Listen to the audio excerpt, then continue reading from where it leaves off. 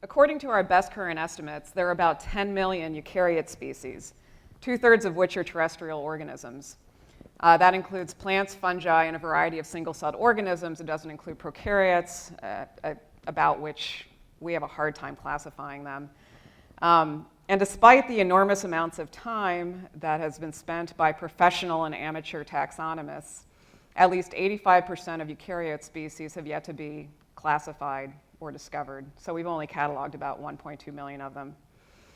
But to me, what's really interesting about the diversity of life are the interactions of life. All life needs energy to fuel its metabolism, to survive and to reproduce. And there are two basic ways to get energy. First is to be an autotroph like a plant, and that generates energy directly from solar radiation. Or second, to be a heterotroph like this owl, and get your energy from eating other organisms, in this case by hunting, killing, feeding, and digesting this poor, unsuspecting little mouse. So here are other examples of classic predator-prey interactions. In each of these cases, the predator kills and eats most or all of the prey organism. Oh, thanks.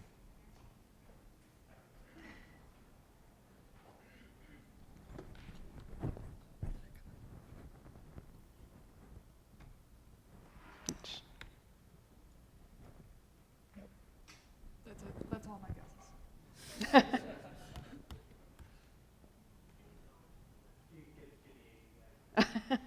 Yeah, this talk isn't quite the same without all the cool photos.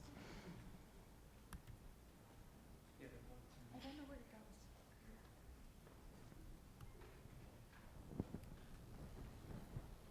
It's back.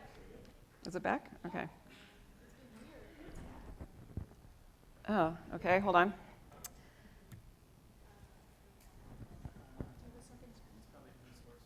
Oh, no. No, that's me.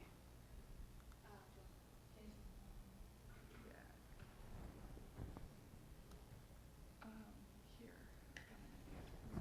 Okay, go for it.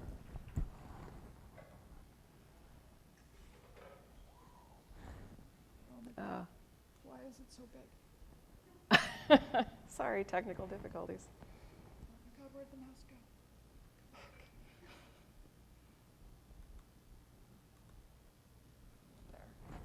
Okay, well, I don't. Thank you.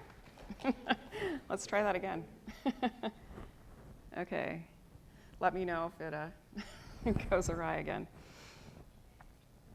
So in any case, these are just a few examples of classic predator-prey interactions. Of course, there's many other kinds of feeding or trophic interactions. Here we see in the upper left-hand corner a plant pollinator interaction. In the upper right corner, fungi are saprotrophs that feed on dead organic matter. And these are chanterelles for those mushroom hunters among you, very delicious. The lower left shows a tomato hornworm, a very obnoxious pest for all the tomato growers out there.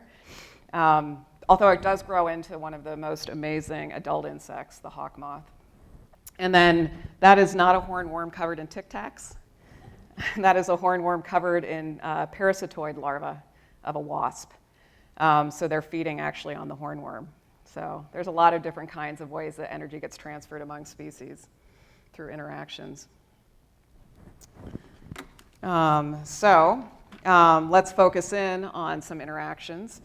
This is a predator-prey interaction that's found in the Southwest where I live. A western diamondback rattlesnake is eating a rabbit.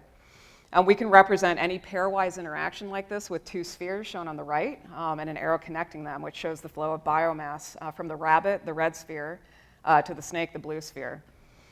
The rabbit, of course, is an herbivore, and here it's eating a Taraxacum officinale, otherwise known as dandelion. And so we add a green node and an arrow at the bottom. And then on top, one of my favorite birds, a New Mexico state bird, the greater roadrunner, a member of the cuckoo family, eats a western diamondback snake for dinner. One of its nicknames is actually snake killer. And together, these pairwise interactions form a food chain. This, of course, is a very highly simplified view of species interactions. Things are much more complex than food chains, which is where kind of training stops in about second grade. Over 150 years ago, Charles Darwin brought attention to complex interactions at the very end of On the Origin of Species.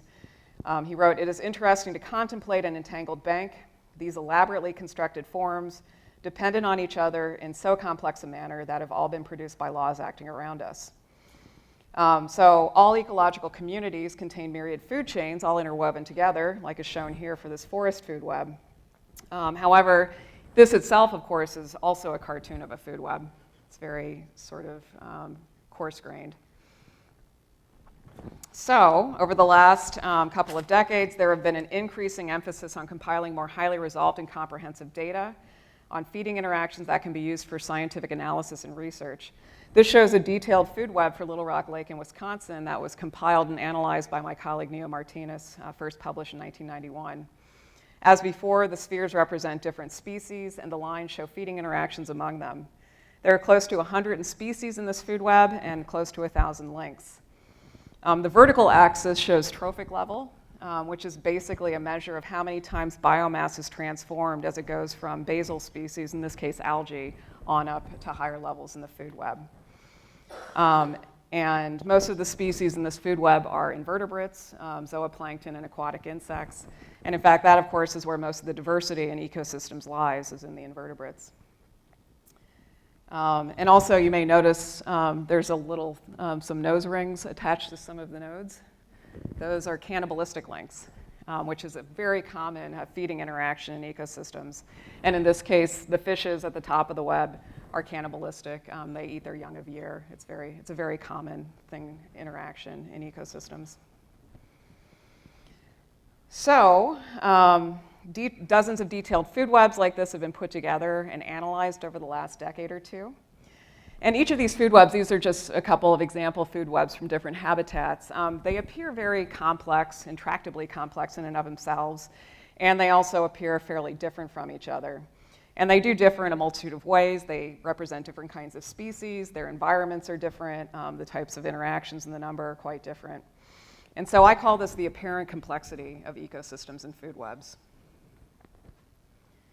So, however, we can start to unpack this once we take a network view. In networks of all kinds, the number of links per nodes, or in this case, links per species, is a really important issue. That is a kind of a first cut for thinking about how systems are organized. And since we're talking about food webs, I'll focus on how many things each species eats. Koalas, for example, on the left, are highly specialized feeders. They only feed on a couple of eucalyptus species. So we show this with 2 plant species being fed on by the red koala. But then on the right, and this is what we call a motif. It's a little piece of a food web. You can contrast this with raccoons on the right, which feed on a wide variety of different kinds of species, such as crayfish in this photograph. And the motif shows the raccoon in red feeding on a bunch of different types of species, everything from aquatic plants to insects and fishes and bird eggs in orange. And if you start thinking about these kind of motifs and diet specialization versus diet generalization, you can start to think about interesting questions like, do you ever have ecosystems that are primarily filled with generalists or that are primarily filled with specialists, or is there a mix? If there is a mix, is that similar or different from different ecosystems, and why is it similar or different? And I'm not sure exactly where Cracker Jacks fits into the raccoon's food web, but like humans, they'll eat just about anything. So let's look at a particular food web. This is the web for the Northeast US marine shelf ecosystem. It's represented by 81 species and about 1,600 links. The links between the species in this particular food web were identified based on the stomach contents for over 300,000 individual organisms that were sampled over several years. And that is the kind of field work I'm incredibly grateful that someone else does. So this is a histogram that shows the distribution of the numbers of predators that have particular numbers of prey for that particular food web. This figure reveals some interesting things. So over on the right, it shows that most species are relatively specialized and eat 10 or fewer different prey, with 17 of the predator species feeding on only 1 or 2 prey species, all the way on the right, or I'm sorry, on the left, the other right. The distribution is very skewed. So there is what we call a long tail. That's what the tail is. And out at the end of the long tail are where very few predators eat a large number of different types of prey species.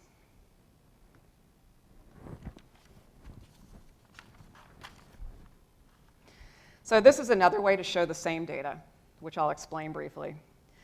This shows a cumulative distribution of the number of links between consumers or predators and their resources or prey species. The dot in the upper left, shown with the green arrow, indicates that 100% of consumers eat at least one species. That's what it means to be a consumer, of course. The dot next to it shows that 91% of consumers eat 2 or fewer species, and so on until you get all the way over to the red arrow dot, which shows that one consumer eats the largest amount of resource species, which in this web is 58 species. The data are normalized for the links per species in the web, and they're also plotted on a log-log axis. And the curvature of this distribution on a log-log axis means that, in this case, that it follows an exponential distribution. So again, that's just another way of saying it has a skewed distribution, where most things are specialists and a few things are generalists. So we can overlay that data with similar data from 4 other aquatic ecosystems, a reef, an estuary, a pond, and a lake. And we see that they follow extremely similar exponential distributions. This is even though these 5 data sets were collected by different researchers for different purposes. They represent different aquatic species, and they have different numbers of species and links. We can add a few more data sets on top from terrestrial ecosystems, from a forest, an island, and a desert. And all 8 of these data sets from quite different food webs and ecosystems basically show a universal pattern in the distribution of generalists and specialists in each of the food webs. So this is really extraordinary. This is an amazing finding, and at their core, what this suggests, at least as a first cut, is that there's some very fundamental similar generality in the way that food webs are organized, no matter what kind of habitat you're in.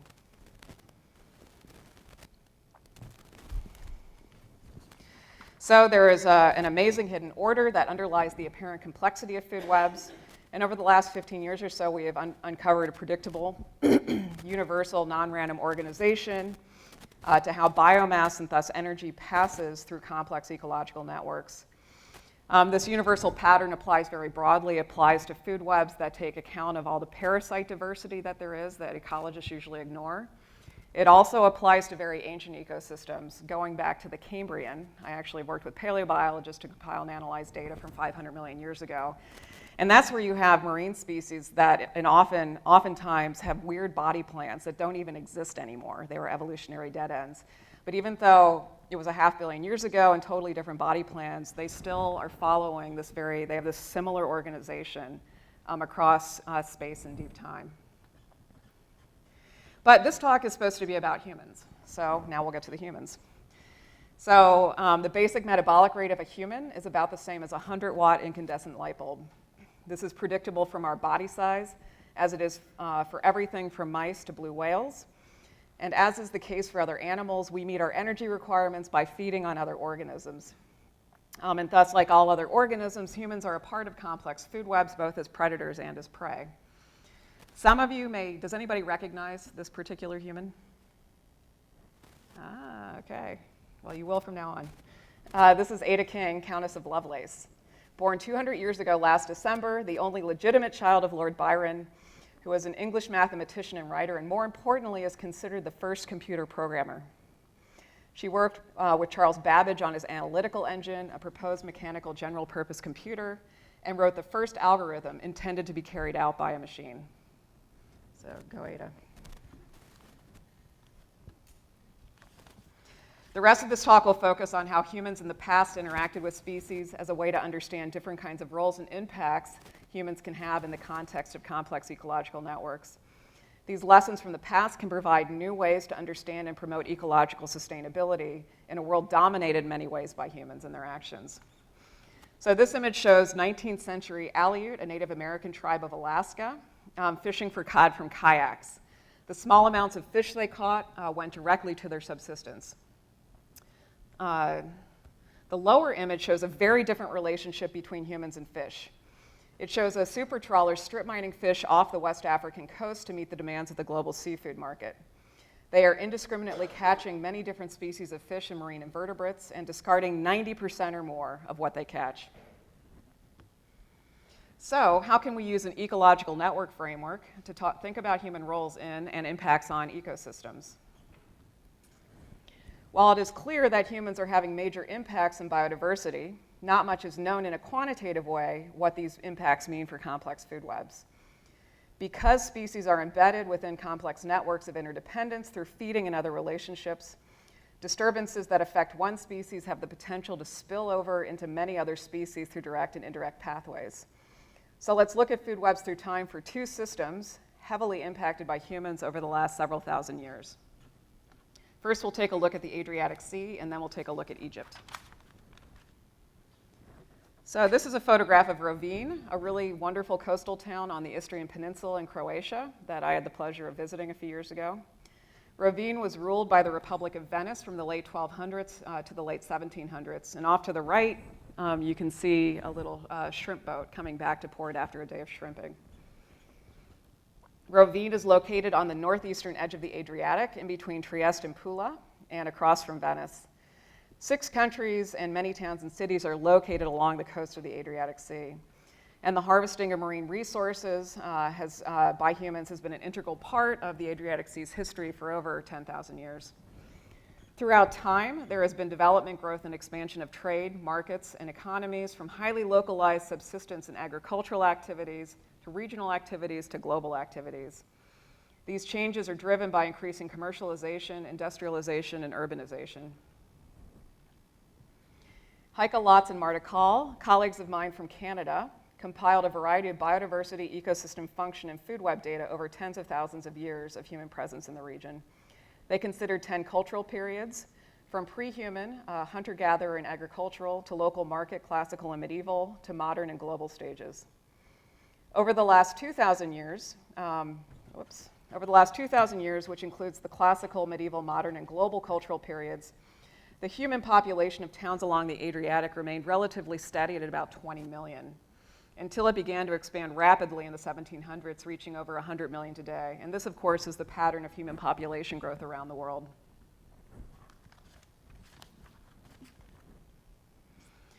This graph shows trends in relative species abundances over the last several thousand years for the Adriatic. The colored lines are the non-human taxa, which show only slight declines until the last 100 or 200 years, at which point they begin to drop sharply. The exception is birds, which first declined sharply around 500 BC. Humans, shown in the gray line, show the opposite trend, of course. This graph shows another way of classifying species decline in terms of water quality. As habitat builders and filter feeders have sharply declined, water quality has become increasingly degraded, shown by the gray line. So the Adriatic Sea food web, shown in 2 versions here, follows similar trends, with the greatest impact seen in the last 200 years of human presence in the region. These 2 versions of this Adriatic Sea food web are necessarily not as detailed as the ones I showed before, as it's very hard to get detailed species interaction data over multiple time slices. So the taxa in these webs are groups of taxa, basically, of similar kinds of species. From the early modern period, 1500 to 1800, until the late global period now, 25% of species have either been reduced to such low populations they're no longer viable, or they've been extirpated. Invertebrates such as seals, turtles, and birds have been particularly hard hit. A version of these images was published in an article in Scientific American in 2012 called The Dwindling Web: How Human Exploitation Has Reshaped a Marine Ecosystem.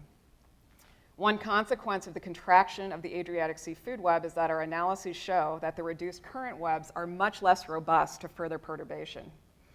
Any species subsequently lost from the food web will result in an ever greater chance that the food web will unravel through coextinctions due to species dependencies on each other. Basically, the redundancy of feeding roles that used to exist in this food web has been stripped away, leaving it very vulnerable to further disturbance. Okay, let's move from the Adriatic now to Egypt.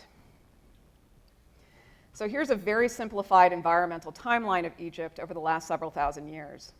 It shows a long humid period that stretched from 11,000 to 5,000 years ago, shown in green. Between 5,000 and 3,000 years ago, there were three major desertification and aridification events. The Great Pyramids were built a bit more than 4,500 years ago, in between the first two major aridification events.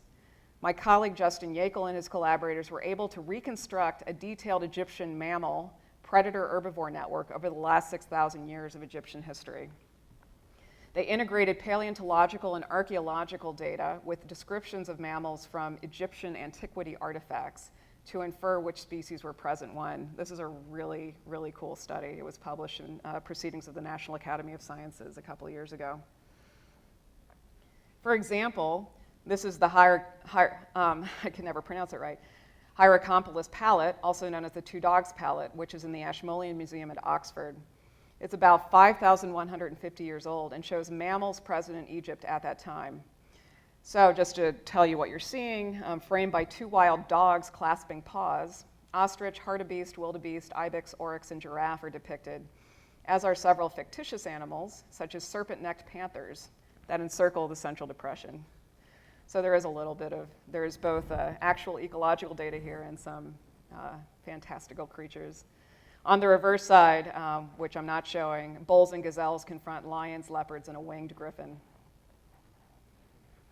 So this hunting scene is from one side of King Tutankhamun's painted box, built more than 3,000 years ago, and it displays a variety of different mammals that humans hunted at that time. Artifacts like these from different time periods of Egyptian deep history, combined with other information, allowed the remarkable data reconstruction at the heart of this study. In the late Pleistocene, 12,000 years ago, there were 38 species of mid and large-bodied mammals, 8 carnivores, and 30 ungulate herbivores. So the carnivores in red and the ungulate herbivores in black. The carnivore ungulate piece of the broader food web of Egypt contracted as the climate became more arid and as human population densities increased. Most notably, mid-sized herbivores such as gazelles, eaten by most of the predators, declined and disappeared. At the time of the pyramids, about 4,600 years ago, we already see significant declines in the herbivores. By 3,300 years ago, about half of the original species are gone. The food web of today retains only 20% of the species present in the late Pleistocene. Thus, this Egyptian mammal network collapsed from 38 species in the late Pleistocene to only 8 species today. Analysis of the network through time shows that the predator-prey ratio increased significantly, which indicates the preferential loss of the prey in this system, the ungulate herbivores. Their extinctions were non-random and coincided with the desertification events. The extinctions of this ecosystem over 6,000 years were most likely attributable to synergies among multiple stressors, direct impacts from human hunting, the loss of forage for herbivores as land was transformed into agricultural production, and the impacts of climate change on forage and water availability. As was the case for the Adriatic seafood web, analyses show that the increasingly depauperate Egyptian mammal network was also becoming less and less stable over time. As the network lost species and links, it lost redundance, which leaves it with decreased ability to withstand further perturbations. So these are just two of several examples of the massive unraveling of some food webs that has occurred over the last several thousand years. In the Adriatic Sea, the 25% reduction of the marine food web, particularly in the last 200 years, is likely mostly attributable to industrialization of fishing and the expansion of global markets for seafood. And as just discussed, the Egyptian mammal network, with even more dramatic declines over the last 6,000 years, is probably due to synergies between climate aridification events and human hunting and agriculture. In both cases, the food webs have lost redundancy and have low robustness to future impacts, a snowball effect which will only be magnified by other impacts such as climate change. So far, we don't have much evidence for humans as an ecological species. However, for the rest of the talk, I'm going to shift to assessing what roles humans have played in food webs, particularly in pre-industrial non-urban contexts. In other words, what can we understand about the ecological roles that humans have played as predators and consumers in food webs? This hopefully can provide us with new kinds of insight into sustainability of the complex socio-ecological systems we are all a part of. So this is a photograph of Sanak Island taken by one of my collaborators, Spencer Wood. Sanak is at the far eastern end of the Aleutian Archipelago in Alaska. It is a bit south and west of the tip of the Alaskan Peninsula and has been ice-free for 16,000 years.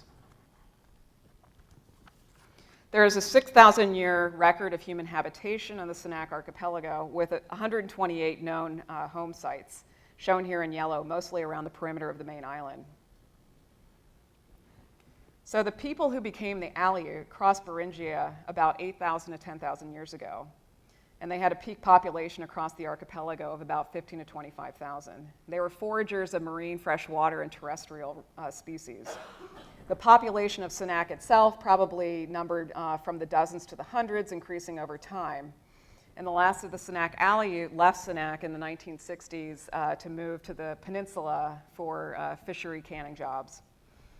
So the research I'll describe is part of a broader project meant to integrate archaeological, ecological, and climatic data in order to understand various aspects of the biocomplexity of the Sanak archipelago over the last several thousand years. The questions I've been particularly interested in are, what roles did pre-industrial humans play in North Pacific food webs? How did human foragers compare to other species? And what can we learn, if anything, about sustainability from how humans interacted with and impacted other species in this system? So ecology traditionally studies ecosystems sort of in a human-free zone or a supposed human-free zone. And I was trained as a plant ecologist, and I did my research in the Marin headlands and up in the Colorado Rockies. And ostensibly, we were studying the ecosystem without humans. Of course, all ecosystems have been impacted by humans and often have human history that just kind of we ignore. It's kind of hidden. So, and humans have been around for a long time, impacting ecosystems in a variety of ways for a long time. So we felt that food webs would be a good way to bring humans back into ecological analysis. Sanak Island provided an excellent place to see what we could do along these lines, because this type of research hasn't been done before. So as was the case in the Egyptian study, we integrated several different kinds of data to come up with our food webs. The top photo shows my colleagues Spencer Wood and Rolly Russell conducting systematic sampling in the intertidal habitat of Sanak. The bottom left photo shows a dugout midden from which cores were taken. So middens are basically the trash heaps that are associated with home sites and cooking areas. And the lower right photograph shows the bones and shell fragments that come out of midden cores. And the zooarchaeologists can identify these to the species. And again, I mean, they're sorting through hundreds of thousands of little fragments of bones and shell. And again, my hat is off to those people who do that work, because I couldn't do it. These types of field-based data, both archaeological and ecological data, were augmented with ethnographic data and also interviews with Aleut elders in order to fill in sort of the blanks. You don't get, algae or soft-bodied invertebrates preserved in the midden, so you need to fill in that information somehow. So these are just a few of the species that we know that the Sanak Aleut ate. It includes everything from algae to sea cucumbers, which of course are not cucumbers, they're animals, to shrimp, octopus, mollusks, and sea otters. And here's even more of the species the Sanak Aleut ate, including sea urchins, anemones, fishes, clams, and seals. So here is one of the many food chains that the Sanak Aleut were a part of. In this case, the Aleut eats stellar sea lions, which eats great sculpin, which eat cleaner shrimp, which eat phytoplankton. An idealized food chain is shown on the right, where the primary producers are shown in green, the invertebrate in yellow, the fish in orange, and the two mammals, including humans, in red. When all of the feeding interaction data among the nearshore marine species, as well as species like humans, which forage extensively in the marine habitat, are compiled, this is the extremely complex food web that pops out. The colors mean the same things I just mentioned, with the addition of birds in purple. And blue represents miscellaneous taxa like protozoa and bacteria and lichens and other things. So with 513 species and almost 7,000 feeding links, this is the most diverse and highly resolved food web ever put together for a marine habitat. And it is the only detailed, complex food web to explicitly include humans. And you can see humans are indicated near the top of the food web. So we have all this data together. What can we do with it? The Senac Aleut fed on 122 species in this food web, almost a quarter of the species available to them. The things they fed on are shown in red, or shown here in color. And a couple of things are noticeable. Humans fed at all trophic levels, from primary producers to top carnivores, and they fed on a wide diversity of organisms, as shown by the different colors. So you look at this, and at least I look at this and say, well, 122 prey species seems like a lot of different species to be feeding on, but how does it compare to other predators in the system? And we can actually ask that question now. So this histogram, like the one we saw before, shows the number of predators that have a particular number of prey species. And as we saw before, most predators are relatively specialized over on the left with 5 or fewer prey. However, again, there's a very long tail consisting of a few highly generalized feeders, which feed on 50 or more prey species. And humans are way out on the end of the tail, along with Pacific cod. They can be considered super generalists in this food web. In this version of the web, I have darkened only those species and their links that are more than 2 links away from humans. And it turns out that 96% of species in this marine food web are within 2 links of humans. That includes species humans feed on directly, and the species that are linked to those species either as predators or prey. In other words, humans were very closely connected to pretty much every other species in this marine ecosystem through feeding interactions.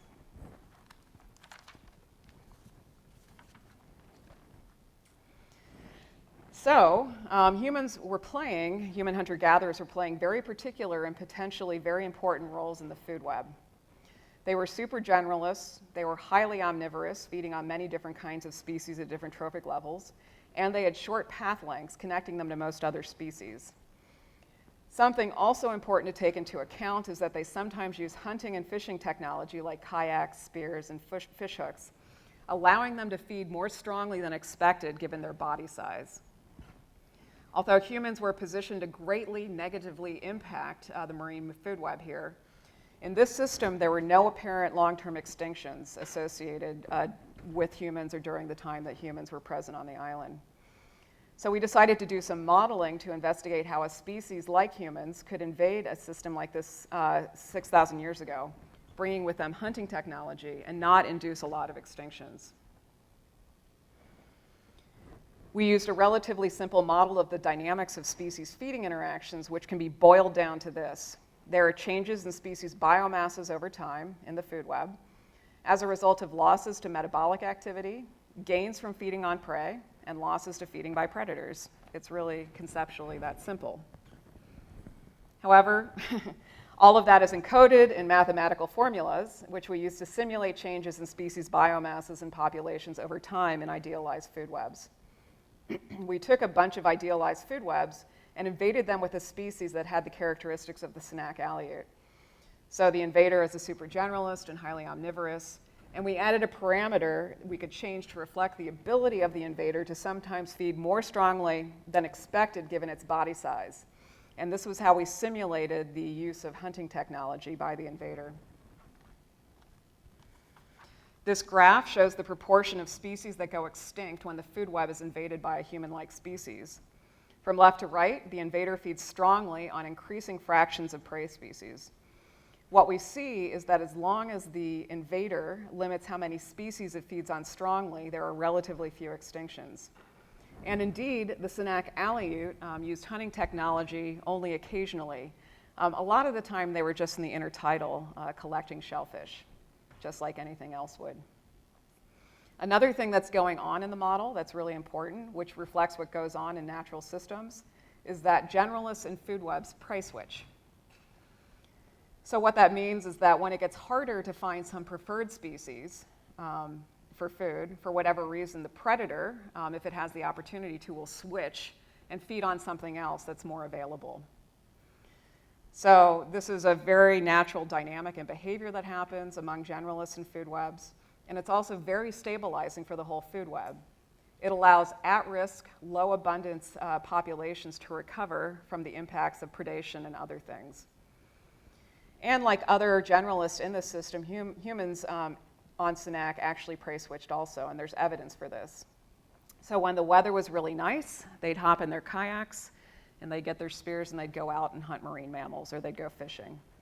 When the weather got nasty, which was a lot of the time, they would come in closer to shore and just gather stuff in the intertidal. And if it was really bad out, they might just stay close to home and gather bird eggs. There was also a salmon run on the island, and when the salmon came in, they would drop everything and go and hang out by the salmon run and gather salmon. So in summary, although humans played special, potentially disruptive roles in this food web and had the potential for even more disruptive impact through their use of hunting technology, the Senac Aleut engaged in ecologically normal behavior in terms of prey switching and in terms of minimal strong feeding.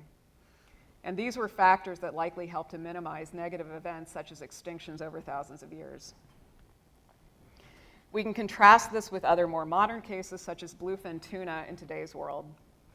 Bluefin populations have severely contracted compared to historical levels as a result of high demand in the luxury sushi market. In this case, as bluefin tuna get rarer, their economic value to humans goes up.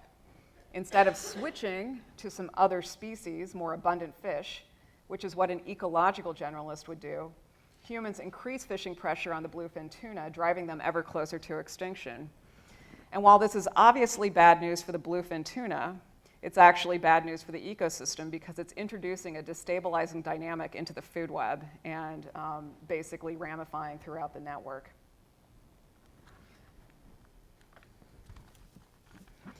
So I want to move on to the final case study, which is centered on the island of Moorea in French Polynesia. So now we're moving almost due south from the Aleutian Islands, which form a border between the Bering Sea and the North Pacific Ocean, to the South Pacific Ocean. The Polynesian expansion was the most dramatic burst of overwater exploration in human history.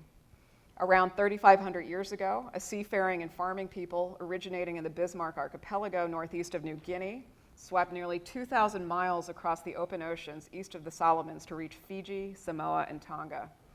They became the ancestors of the Polynesians. By 1,000 years ago, the Polynesians had reached and invaded every habitable bit of land in the vast triangle of ocean marked by Hawaii, New Zealand, and Easter Island. And one of the interesting little factoids is that while all of that area in the southern Pacific, all those smaller islands, were invaded 1,000 years ago by humans, on Australia, there's a 40,000-year history of human habitation. So very, very old human populations on Australia, but they never spread out. And so the spread actually came from north of Australia just 1,000 years ago. So a variety of archipelagos make up French Polynesia, whose most well-known islands are Tahiti and Bora Bora in the Society Islands. Our project seeks to explore the socio-ecosystem dynamics of natural human networks on Polynesian islands. And it's focused on 3 of the Society Islands, circled in red up there, and one of the Gambier Islands further to the east, Mangareva. And we're in the very, very early stages of this research, so stay tuned. So I'll focus for now on Moorea, next to Tahiti, which is a relatively young, large, nutrient-rich island, and Mangareva of the far-off Gambier Islands to the east, which is relatively old, small, and nutrient-poor. Both currently support smaller human populations than they did hundreds of years ago. So these islands are useful to study and compare because they were invaded by humans at the same time, and they had similar ecologies and environments, but there were still differences among them. So we can't compare a non-human island with a human island in this case, but we can get very interesting comparisons across the islands. So some islands like Moorea have sustained more humans, fewer extinctions, and lower environmental degradation compared to islands like Mangareva. And one of the things I'm particularly interested in quantifying is how humans interacted with other species over time on these different islands. In addition, our broader group of researchers is developing dynamic models of feedbacks between the ecosystems and environment and human behaviors related to different modes of resource extraction, subsistence, agricultural, and economic. We intend to use this research in our models to inform forecasting and decision-making related to the sustainability of these islands as socio-ecological systems. And to that end, we are interacting quite actively with local Polynesian politicians, managers, educators, and elders who are active supporters of this research. So when Polynesians arrived 1,000 years ago, they brought dozens of species with them. This included 2 to 3 dozen mostly agricultural plant species, including breadfruit, taro, banana, yams, coconut, sweet potatoes, sugarcane, and turmeric. They also brought at least a dozen animal species, some of which were intentional livestock, like chickens, pigs, and dogs. Others were unintentional hitchhikers, the Pacific rat, lizards, snails, and various insects. So they basically brought little mini food webs with them. Humans directly interacted with hundreds of species on these islands.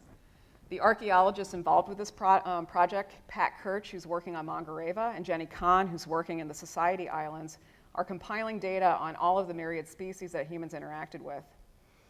And we're using these data to construct human-centered interaction networks in order to see how they change across time and across islands, and to see whether and how they are associated with other factors such as extinctions, agricultural production, and size and age of the islands.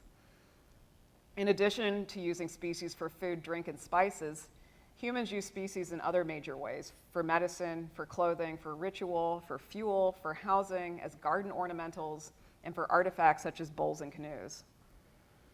A number of the species were used for multiple purposes. One example is shown up here. The sea snail turbo was eaten as well as used to make fish hooks and vegetable peelers. So our first set of data are emerging from work done by Pat Kirch over the last 15 years on Mangareva, which lies about 1,000 miles east of Tahiti and Moorea. It has a rich, large lagoon, but very limited land. And the story of Mangareva is a really fascinating story. For the first 300 or 400 years of human presence, Mangareva had a population of several thousand people, much more than it does today, and engaged in trade with the Marquesas and Society Islands to the west of it. But they also expanded their population to 2 small, marginally habitable islands a few hundred miles to the east, Pitcairn and Henderson. So all 3, Mangareva, Pitcairn, and Henderson, are shown in that red circle, with the Society Islands to the left and Easter Island to the right.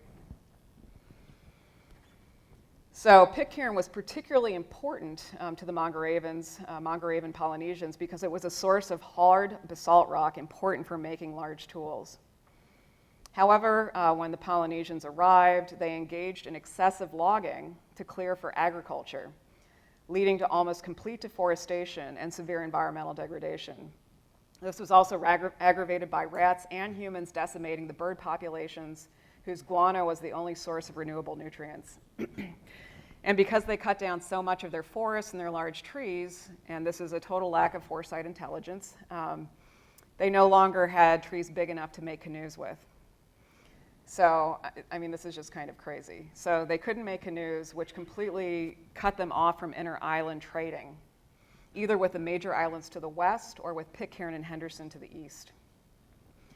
So fairly quickly, the 2 smaller islands were abandoned, and Mangareva, now isolated, underwent cultural breakdown, its population severely contracting. Jared Diamond counts Mangareva as one of the classic collapse stories, along with Easter Island or Rapa Nui further to the east. And a really interesting footnote to this whole thing is that Pitcairn was reinvaded by humans in 1790 by the mutineers from the HMS Bounty, led by Fletcher Christian. So although Pitcairn was uninhabited when they landed, the mutineers found evidence that it wasn't always so. There were a number of temple platforms, petroglyphs, and stone tools, which gave testimony to Pitcairn's former Polynesian settlers. So much of the data that Pat is compiling comes from digs at sites such as this, the Nananga Iti Rock Shelter on Mangareva and nearby atolls. An enormous amount of archaeological material comes out of these digs, including bones and shells, as well as many types of artifacts like fish hooks and sinkers. Analysis of just the fish bones at this one site revealed that humans were hunting and eating a diverse assemblage of reef and benthic fishes, in this case dominated by parrotfish groupers and convict tangs. So there's a histogram showing all the different fish species just from this one site. So an initial look at the human use of species of Mangareva reveals that they interacted directly with a minimum of 330 taxa. And while the majority of links from humans to other species were from food, they also used many other species for artifacts and as garden ornamentals as well as fuel. And all 8 of the categories I mentioned previously are represented, including the use of kava as a ritual soporific. And we have yet to fill in this data with ethnographic data. This is just based on sort of the hard archaeological evidence, and we're going to be adding hundreds and hundreds of species that they used in other ways that aren't yet recorded through the archaeological data. Several dozen of the species had multiple types of uses. And of the species that were eaten, the great majority are marine fishes, but a variety of marine invertebrates, plants, birds, mammals, and algae were also eaten. One of the mammal feeding links was a cannibalistic link of humans eating humans. There is archaeological evidence for this during the time of cultural breakdown that followed deforestation and environmental degradation. Oh, and by the way, just a footnote. So technically, humans are by nature a cannibalistic species. In fact, all mammals are, because mammal females feed the young mammal with breast milk. And so, when people think about feeding interactions, they tend to think of, the cheetah jumping on the gazelle and killing it and eating it. But any biomass transfer is considered a trophic interaction. So mammals are obligate cannibals, including humans, in that way. So think about that.